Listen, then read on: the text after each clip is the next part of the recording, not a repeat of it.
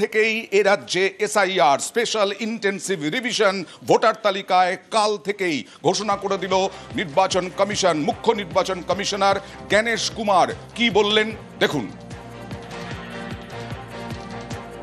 चुनावी कानून के तहत हर चुनाव से पहले इलेक्टोरल रोल का रिवीजन आवश्यक है।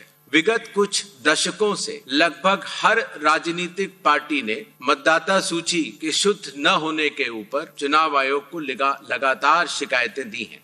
सन 1951 से लेकर 2004 तक लगभग 8 बार स्पेशल इंटेंसिव रिवीजन इस देश में चुनाव आयोग ने कराया है और आखिरी इंटेंसिव रिवीजन लगभग 21 साल पहले 2002 से लेकर 2004 की मियाद में पूरा किया गया था। इस लंबे दौर में 2 दशकों से भी अधिक लंबे दौर में मतदाता सूची में कई परिवर्तन आवश्यक हो जाते हैं। माइग्रेशन के साथ साथ कई बार एक से जगह ज्यादा रजिस्टर होने वाले वोटर्स, डेथ होने के बाद भी उसका नाम न हटाया जाना, गलती से किसी भी विदेशी नागरिक का नाम मतदाता सूची में आ जाना, इन चारों कारणों की वजह से चुनाव आयोग ने निर्णय लिया कि पूरे देश में चरणबद्ध तरीके से एसआईआर कराया जाए। প্রতি বছরই ভোটার তালিকায় সংশোধন হয়, মৃত ব্যক্তি বা অযোগ্য ব্যক্তিদের নাম, অবৈধ ব্যক্তিদের নাম বাদ যায়, অবৈধ ভোটারের নাম, কিন্তু যা হয় তা ত্রুটিপূর্ণ। আর সেই কারণেই নির্বাচন কমিশন বলছে এবার স্পেশাল ইন্টেন্সিভ রিভিশন দরকার হয়ে পড়েছে। কথা বলবো প্রতিনিধি মৈত্রেয়ীর সঙ্গে। মৈত্রেয়ী, কতদিন চলবে, কি বৃত্তান্ত? পশ্চিম বিহারে যা হয়েছে পশ্চিমবঙ্গ সেই একই নিয়ম কানুন কিনা? দেখো, মোটামুটি পশ্চিমবঙ্গ এবং বাংলার ক্ষেত্রে এসআইআর এর নিয়ম অনেকটাই এক, যদিও কিছু কিছু জায়গায় বিহারের থেকে তফাৎ রয়েছে পশ্চিমবঙ্গের এসআইআর এর। এবং যদি প্রথমেই দিনক্ষণ বলা হয় তাহলে আক্ষরিক অর্থেই এসআইআর আগামী কাল থেকে নয়, 4 নভেম্বর থেকে শুরু হতে চলেছে এবং যেখানে ভোটারদের তাদের ইনভলভমেন্ট শুরু হবে। তার আগামীকাল থেকে যেটা শুরু হবে সেটা এসআইআর এর প্রস্তুতির যে একটা বড় পর্ব রয়েছে, সেখানে ট্রেনিং এবং যে এনুমারেশন ফর্ম রয়েছে তার প্রিন্টিং এর কাজ। 4 নভেম্বর থেকে 4 ডিসেম্বর পর্যন্ত প্রত্যেকের বাড়ি বাড়ি, প্রত্যেককে 7,63,24,000 যে ভোটার রয়েছে তাদের প্রত্যেকের বাড়ি বাড়ি যাবেন বিএলওরা এবং সেখানে গিয়ে ভেরিফিকেশন হবে। তারপরে 9 ডিসেম্বর তালিকা, খসড়া তালিকা অর্থাৎ খসড়া ভোটার তালিকা সেটা প্রকাশ করা হবে এবং সেই 9 তারিখে যাদের ভোটার তালিকায় যাদের নাম নেই তারা ফের আবেদন করতে পারবে এবং তাদের প্রয়োজনীয় তাদের যে অভিযোগ রয়েছে সেই সব তারা জানাতে পারবেন। সেটা গ্রহণ করা হবে একেবারে 9 ডিসেম্বর থেকে 8ই জানুয়ারি পর্যন্ত। 8ই জানুয়ারির পরেও কিন্তু এই নোটিশ এবং তার সঙ্গে সঙ্গে যে ভেরিফিকেশন প্রসেস সেটা চলবে 31শে জানুয়ারি 2026 পর্যন্ত এবং 7ই ফেব্রুয়ারি 2026 চূড়ান্ত ভোটার তালিকা প্রকাশ করা হবে। চূড়ান্ত ভোটার তালিকা প্রকাশের পরেও কিন্তু সময় থাকবে যাতে আবেদন করা যায়। এবার বিহারের সাথে পার্থক্যটা কোথায়? বিহারের এনুমারেশন ফর্মে নাম ছিল না ভোটারদের, কিন্তু পশ্চিমবঙ্গ সহ 12টি রাজ্যের যে এনুমারেশন ফর্ম দেওয়া হবে তাতে ভোটারদের নাম, তাদের বিধানসভা কেন্দ্রের নাম প্রি প্রিন্টেড হয়ে আসবে এবং তাদের পুরনো ছবি, যদি 2002 সালে ভোটার তালিকায় তাদের নাম থাকে তাহলে তাদের সেই পুরনো থাকবে। এবং নথির ক্ষেত্রেও কিন্তু কিছু জিনিস আপডেট করা হয়েছে, যেমন ম্যাচিং করা হয়েছে ভোটার তালিকার ইতিমধ্যেই, ফলে যাদের ভোটার তালিকায় ম্যাচিং হয়ে গিয়েছে তাদেরকে আর নতুন করে কোনো ডকুমেন্ট জমা দিতে হবে না। জ্ঞানেশ কুমার, মুখ্য নির্বাচন কমিশনার, আরো কি বললেন দেখুন। जो इन्यूमरेशन फॉर्म दिया जाएगा उसमें काफी चीजें प्री प्रिंटेड होंगी। मतदाता का नाम, उसका एपिक नंबर, उसका पता, सीरियल नंबर, पार्ट, कौन सी असेंबली है और उसका पुराना फोटो। आधार नंबर बिहार में भी ऑप्शनल तरीके से चुनाव आयोग ने लिया था और इस बार भी आधार नंबर लिया जाएगा। आपका नाम नहीं है 2002, 3 या 4 की मतदाता सूची में, तो आप अपने फादर, मदर या जो भी उस श्रेणी के जो रिलेटिव्स हैं उनके डिटेल भर सकते हैं, तो उससे भी ये मैचिंग सरल हो जाती है। क्लेम्स एंड ऑब्जेक्शंस के पीरियड में फॉर्म 7 और फॉर्म 8 की आवश्यकता पड़ती है। जो लिस्ट ऑफ इंडिकेटिव डॉक्यूमेंट्स हैं, जिन लोगों का 2002, 3 या 4 की मतदाता सूची से मिलान हो चुका है, उन्हें कोई भी डॉक्यूमेंट देने की आवश्यकता नहीं है। और जिन लोगों का मिलान नहीं हो पाया वो संख्या काफी कम रह जाती है। सिर्फ उन्हीं लोगों को ये इंडिकेटिव डॉक्यूमेंट्स देने होंगे जो बिहार में थे 11 वो, और आधार कार्ड नागरिकता का प्रमाण चूंकि नहीं है तो वो आइडेंटिटी पर्पस के लिए लोग আর সুপ্রিম নির্দেশে বিহারে যখন এসআইআর হয় সেই এসআইআর এ আধার কার্ড অন্যতম নথি হিসেবে প্রযোজ্য হয়। এক্ষেত্রেও মৈত্রেয়ী, এক্ষেত্রেও পশ্চিমবঙ্গে আধার কার্ড সেইভাবেই ব্যবহার করবে নির্বাচন কমিশন, সেইভাবেই দেখবে কিনা? আর আধার কার্ড থাকলেও তো অন্য একটা নথি, এই 11টি নথির মধ্যে অন্য একটা নথি দিতেই হবে, তাহলে আধার কার্ডের কি প্রয়োজন? দেখো, আধার কার্ড সর্বোচ্চ আদালতের নির্দেশ মেনে পরিচয়পত্র হিসাবে এক্ষেত্রেও গ্রহণ করবে বলে জানিয়েছে জাতীয় নির্বাচন কমিশন। কিন্তু সুপ্রিম কোর্টের যেরকম নির্দেশ ছিল, অর্থাৎ আধার কার্ড কখনোই ডোমিসাইল বা নাগরিকত্বের প্রমাণ নয়, ফলে সেক্ষেত্রে দাঁড়িয়ে একজন ব্যক্তিকে তাকে নাগরিকত্ব প্রমাণ যদি করতে হয় তাহলে তাকে 11টি নথির মধ্যে যে কোনো একটি নথি দিতে হবে। জাতীয় নির্বাচন কমিশনের বক্তব্য যে আধার কার্ডকে পরিচয়পত্র হিসেবে সর্বোচ্চ আদালতের নির্দেশ মেনে গ্রহণ করা হচ্ছে, কিন্তু সেটা কখনোই ডোমিসাইল বা নাগরিকত্বের প্রমাণ যেহেতু নয়, সেই কারণে বাকি আর কোনো একটি নথি ভোটারদেরকে দিতে হবে। বেশ, গণেশ কুমার আরো কি বললেন দেখুন। जहां तक वेस्ट बंगाल की बात है, कोई भी गतिरोध नहीं है। संविधान के अंतर्गत सभी संवैधानिक संस्थाएं अपने अपने दायित्व का पालन करती हैं। Election commission special intensive revision करते हुए अपने दायित्व का पालन कर रहा है और इसी तरह से राज्य की सरकारें भी अपने अपने दायित्व का पालन करेंगी। आर्टिकल 324 सब क्लॉज 6 के तहत मतदाता सूची तैयार करने के लिए या मतदान कराने के लिए जिन भी चुनावी कर्मियों की आवश्यकता चुनाव आयोग को होगी, वो राज्य सरकार मुहैया करा के डेपुटेशन पर देने के लिए बाध्य है। कानून व्यवस्था की जो आपने बात की, वो राज्य सरकार की संवैधानिक जिम्मेदारी है। 2002 সালে আপনার বাবার নাম, মায়ের নাম বা কাকার নাম যদি ভোটার তালিকায় থাকে তাহলে আপনাকে কোনো নথি দিতে হবে না। এবার বিএলআরওরা যাবেন, বুথ লেভেল অফিসাররা 3 বার যাবেন আপনার বাড়িতে এবং 3 বার যাবেন, পরীক্ষা নিরীক্ষা হবে। সরাসরি চলে যাব প্রতিনিধি সোমরাজের কাছে। বিএলওদের, বুথ লেভেল অফিসারদের ভূমিকা কি হবে, কি বলল নির্বাচন কমিশন? সোমরাজ।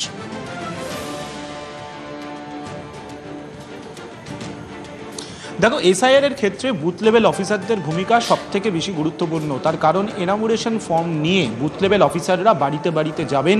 বাড়িতে বাড়িতে গিয়ে 2002 সালের যে ম্যাপিং, অর্থাৎ 2002 সালে ভোটার তালিকার সঙ্গে বর্তমান ভোটার তালিকার মিল রয়েছে নাকি, এবং সেই মিল জানার জন্য বিশেষ করে ইতিমধ্যেই যেহেতু ম্যাপিং হয়ে গেছে জেলায় জেলায়, অর্থাৎ 2002 সালে ভোটার তালিকার সঙ্গে বর্তমান ভোটার তালিকার কত % মিল রয়েছে, যে মিলের জায়গাটা নেই, যে জায়গাটা ফারাক হয়ে রয়েছে, সেটা দেখার জন্য বুথ লেভেল অফিসাররা যাবেন।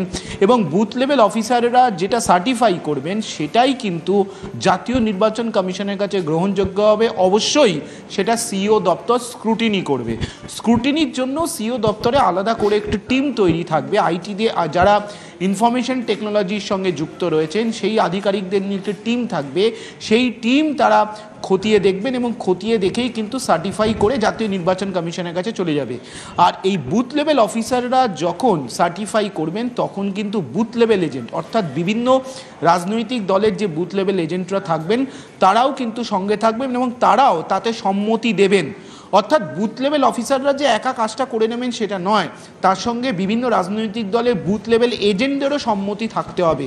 এবারে প্রত্যেকটি বুথে বুথ লেভেল এজেন্ট বিভিন্ন রাজনৈতিক দলের থাকবে কি থাকবে না সেটা পরবর্তী ক্ষেত্রে দেখা যাবে। স্পষ্ট করতে চাই সোমরাজ একটু দর্শকদেরকে, বহু মানুষ বাইরের রাজ্যে কাজ করেন, তারা মাঝে মধ্যেই বাড়ি আসেন এবং এখানেই তারা ভোটার, এখানেই ভোটার তালিকায় নাম আছে। বিএলআরওরা যদি না পান গিয়ে তাহলে কি হবে, এই ব্যাপারটা কমিশন কি পরিষ্কার করেছে?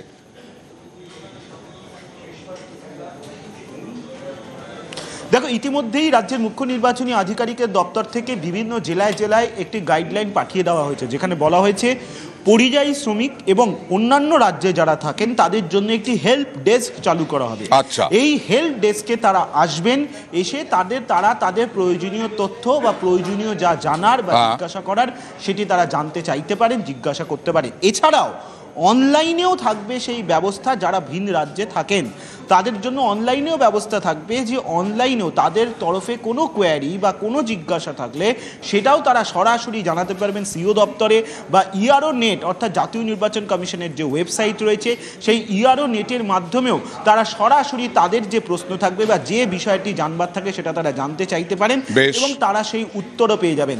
অর্থাৎ ভিন রাজ্যে যারা থাকবেন অবশ্যই তারাও যাতে প্রয়োজনীয় তথ্য পেতে পারেন তার জন্যও সব রকমের ব্যবস্থা থাকছে। কিন্তু তার সঙ্গে প্রত্যেকটা জেলায় জেলায় জেলা শাসকের অফিসে পরিযায়ী শ্রমিক থেকে শুরু করে অন্যান্য রাজ্যে যারা থাকেন তাদের জন্য আলাদা করে হেল্প ডেস্ক থাকবে।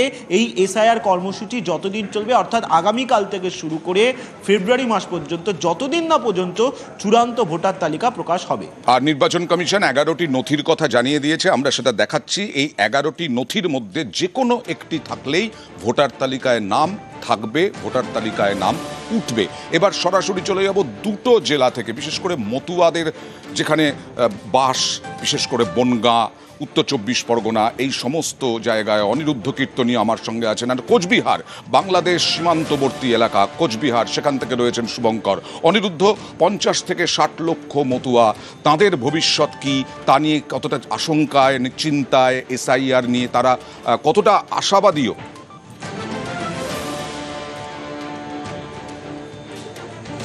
দেখো অয়নদা, তোমাকে জানিয়ে রাখি যে আগামীকাল থেকে এই এসআইআর লাগু হচ্ছে রাজ্যে, এবং উত্তর 24 পরগনা যদি ধরা হয়, উত্তর 24 পরগনাকে রাজ্যের মধ্যে দ্বিতীয় স্থানে রয়েছে উত্তর 24 পরগনা, যেখানে 58% ভোট বৃদ্ধি হয়েছে 2002 সালের তুলনায়। 2000 হ্যাঁ, পরে মতুয়া উদ্বাস্তু রয়েছে অনেকাংশে, অর্থাৎ এই সীমান্তবর্তী বনগাঁ, বাগদা, গাইঘাটা, স্বরূপনগর, এই একদম পুরো বসিরহাট পর্যন্ত বিস্তীর্ণ এলাকায় প্রচুর মতুয়া ভোটার রয়েছে, যারা কিন্তু এই এসআইআর নিয়ে দ্বিধাগ্রস্ত। এসআইআর নিয়ে তারা রীতিমতন বলা যেতে পারে আতঙ্কের মধ্যে রয়েছে। এসআইআর নিয়ে তারা রীতিমতন বলা যেতে পারে আতঙ্কের মধ্যে রয়েছেন। কারণ 2002 সাল যদি ধরা হয় তাহলে অনেকাংশে মতুয়াদের ভোট কাটা যাবে, তেমনই কিন্তু আশঙ্কায় রয়েছেন মতুয়ারা। সেক্ষেত্রে এই মতুয়ারা আগামী দিনে কি করবেন তা নিয়ে কিন্তু যেরকম শান্তনু ঠাকুর তাদেরকে আশ্বস্ত করেছেন, কিন্তু আতঙ্কের মধ্যেও তারা রয়েছেন। কারণ অনেকাংশের মতুয়াদের এই 2002 সালের ভোটার তালিকায় নাম নেই, সেটা কিন্তু শান্তনু ঠাকুরের কথা তুমি বললে, শান্তনু ঠাকুর সিএএ তে নাম লেখানোর কথা বলছেন, কিন্তু সিএএ তে মতুয়ারা যদি নাম লেখান তাহলে তো ভোটার তালিকাতে নাম উঠবে না, এসআইআর এ নাম উঠবে না।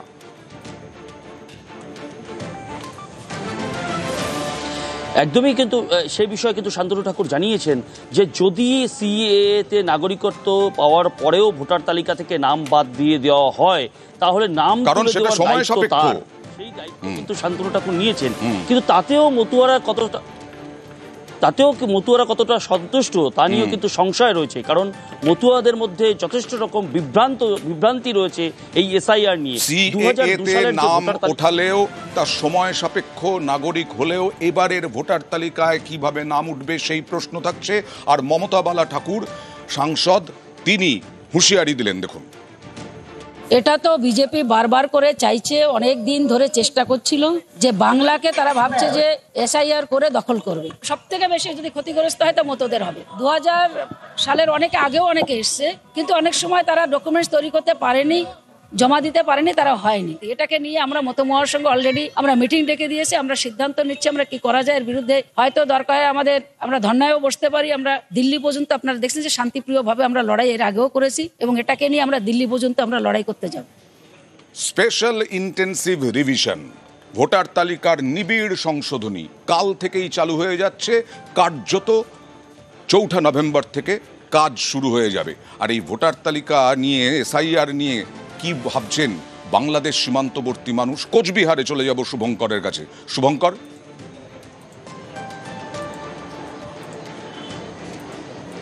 হ্যাঁ, একেবারেই ওয়েন্দা, তোমাকে যেটা জানিয়ে রাখি, কোচবিহার একদম 3 দিকে বাংলাদেশ সীমান্ত লাগোয়া। ফলে বলা যায় যে এই যে কোচবিহারের যারা বাসিন্দা তারা কিন্তু এসআইআর নিয়ে যথেষ্টই চিন্তিত। কারণ 2002 সালে যে ভোটার তালিকা ছিল এবং 2025 সালে আজকে দাঁড়িয়ে নির্বাচন কমিশনের এই এসআইআর নিয়ে যে ম্যাপিং করছে তাতে দেখা যাচ্ছে 46% মানুষের নাম রয়েছে, ভোটারদের নাম রয়েছে, বাকি 54% ভোটারের নাম নেই। ফলে কিন্তু এই যে কোচবিহার জেলায় যে রাজবংশী আছে, সংখ্যালঘু মানুষ আছে, প্লাস ওপার থেকে অর্থাৎ পূর্ববঙ্গ থেকে যারা উদ্বাস্তু হয়ে এপারে এসেছিল সে সমস্ত বাসিন্দারা রয়েছে, তাদের মধ্যে কিন্তু একটা যথেষ্ট উদ্বেগের কারণ রয়েছে। কারণ আগে যা 2002-এর আগেও যেমন ওপার থেকে বাসিন্দারা অর্থাৎ বাংলাদেশ থেকে বাসিন্দারা এই এপার বাংলা এসেছে, গত কয়েক বছরেও কিন্তু ওপার থেকে রাজবংশী এসেছে, সংখ্যালঘু মানুষ এসেছে এবং উদ্বাস্তু যারা বাঙালি হিন্দু তারাও কিন্তু বাংলাদেশ থেকে বিভিন্ন কারণে কোচবিহার এসে বসবাস করতে শুরু করেছে। ফলে এই যে একটা এসআইআর হবে সেক্ষেত্রে তাদের নাম থাকবে কি থাকবে না, তারা আগামীতে ভোট দিতে পারবেন কি না, এ নিয়ে কিন্তু রাজবংশী সম্প্রদায় থেকে শুরু করে হিন্দু যারা রয়েছে, যারা সংখ্যালঘু রয়েছে, সকলেই কিন্তু যথেষ্টই উদ্বেগে রয়েছেন এবং যথেষ্টই চিন্তিত রয়েছেন। আর এই নিয়ে এসআইআর ঘোষণার পর থেকেই রাজনৈতিক তরজা তুঙ্গে। কুণাল ঘোষের হুঁশিয়ারি পাল্টা সুকান্ত শুভেন্দু। স্বচ্ছ ভোটার তালিকা চাই, আমরাই বলেছিলাম যদি জেনুইন ভোটার বা জেনুইন সিটিজেন নাগরিককে তাদের যদি হয়রান করা হয়, যদি উদ্দেশ্য দেখা যায় জেনুইন ভোটারদের কাউকে বাদ দেওয়া হচ্ছে, সেক্ষেত্রে কিন্তু 1 লক্ষ কর্মী সমর্থক নিয়ে গিয়ে দিল্লিতে নির্বাচন কমিশনের অফিস ঘেরাও হবে। ক্ষমতা আছে তাই করেছে, সাংবিধানিক বডি তো সংবিধানের 324 থেকে 329 সংবিধানে পূর্ণ দায়িত্ব ক্ষমতা ইলেকশন কমিশনকে দিয়ে বলবে কি ওয়েলকাম করবো। এসআইআর হবে গোটা দেশে 12টি রাজ্য এবং কেন্দ্রশাসিত অঞ্চল 12টি জায়গায় হবে এসআইআর, সেরকম এসআইআর হবে। যারা বলছিল এসআইআর করলে হাত কেটে দেবো, পা ভেঙে দেবো, আগুন ধরিয়ে দেবো, লন্ডভন্ড করে দেবো, তাদেরকে জিজ্ঞেস করুন তারা কিভাবে লন্ডভন্ড করবে। হনুমান সেজে লেজ গজিয়ে তাতে আগুন লাগিয়ে লাফালাফি করবে না কি করবে, দিগবাজি খাবে, তাদেরকে বলতে বলুন। কুণাল ঘোষের আরো দাবি, এসআইআর হলে রাজ্যে এসআইআর হলে 250-র বেশি সিট পাবে তৃণমূল। ভুয়ো ভোটার অন্য রাজ্য থেকে বিজেপি ঢুকিয়েছিল। বিরোধী দলনেতা বা বিজেপির কোন নেতা বলছেন এত বাদ যাবে, এই হবে ওই হবে। আমরা পরিষ্কার বলছি ওরা বিভ্রান্তি তৈরি করছে। বিজেপির প্ররোচনায় পা দেবেন না। জেনুইন ভোটার বাদ যাবেন কেন? যত এসআইআর যা ভোটার তালিকা, সেই ভোটার তালিকার উপর দাঁড়িয়ে 250 সিট নিয়ে মমতা বন্দ্যোপাধ্যায় 4র্থবারের জন্য মুখ্যমন্ত্রী